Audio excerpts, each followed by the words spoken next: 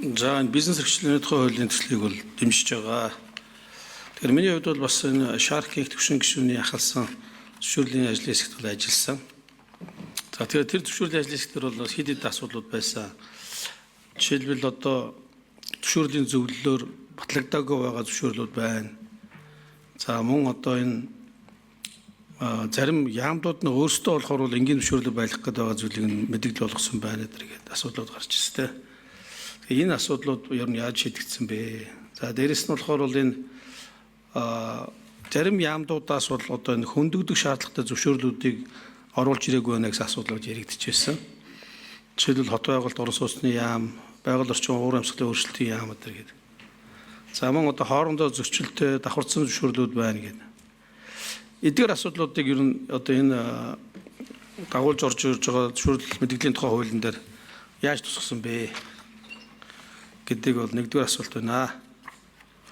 За хоёрдугаар асуултан дээр тэр гадаад дотоодын зах зээлээс татсан их усүр төлж байгаа хүүгийн орлого дээр одоо ногдож байгаа нөгөө давхар татврын гэрээтэй бол энэ гэрээгүй байгууллагууд дээр татврын өөрчлөлт оруулахаар тусгасан байсан. Тэгэхээр энэ заалт маань зөвхөн одоо банк болон санхүүгийн байгууллагууд гэдэг байдлаар орж ирсэн байж ойлгосон. Тэгэхээр энэ дээр нөгөө бусад хувийн секторын компаниуд өөрсдөө гадаад зах зээлээс их усүр татсан тохиолдолд энэ асуудал татврын хувь нь буурахаар байгаа юу, ямар байгаа вэ? Энэ дээр нэг хариулт өгөөч.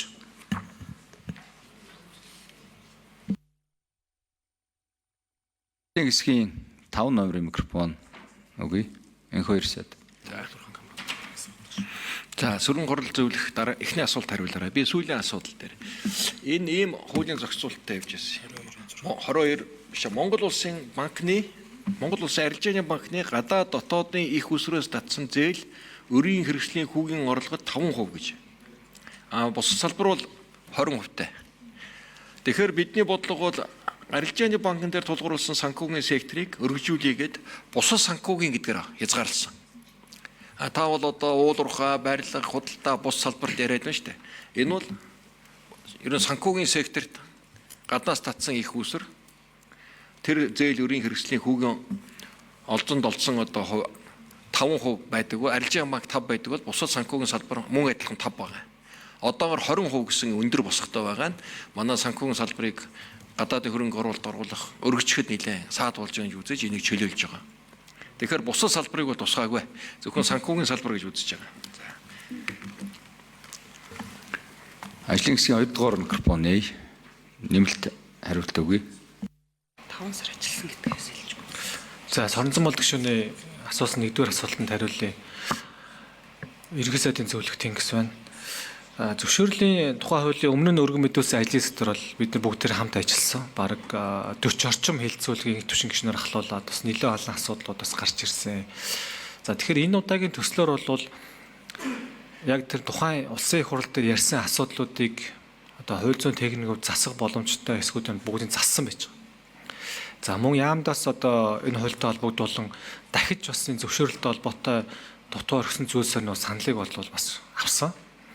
За мөн одоо гишүүний асуусан нөгөө зөвшөөрлийн зөвлөл одоо зөвшөөрөл нэмэхэд ашиглах тэр эрсдлийн үнэлгээний журам бол энэ зөвшөөрлийн тухай хууль шинжилэн найруулсанаас хойш бол батлагдаагүй 3 жил болсон байсан. Тэгээ энэ батлагдаагүй 3 жил хүлээгдсэн зөвшөөрөл бий болгоход шаарддаг тэр эрсдлийн үнэлгээний журмыг сая 1 сарын өмнө засгийн газар 2 номерын микрофоныг дахин 1 минутаар нээж өгье. Хариулт засгийн газрын хуралдаанаар зөвшөөрлийн эрсдлийн үнэлгээний журмыг бол баталсан. За мөн 10 хоногийн өмнө зөвшөөрлийн зөвлөлийг бас шинжилсэн. Шинжилээд эдийн засгийн хөгжлийн амны бүрэлдэхүүн болон хувийн хвшил мэргэжлийн холбоотой төлөөллийг оруулсан. За тэгэхээр одоо энэ цаг хугацаанаас эхлээд шинээр зөвшөөрөл бий болгоход шаардлагатай зөвлөл болон засгийн газараас батлагдсан журмууд нь бол ингээд засгийн газарт бий болцсон.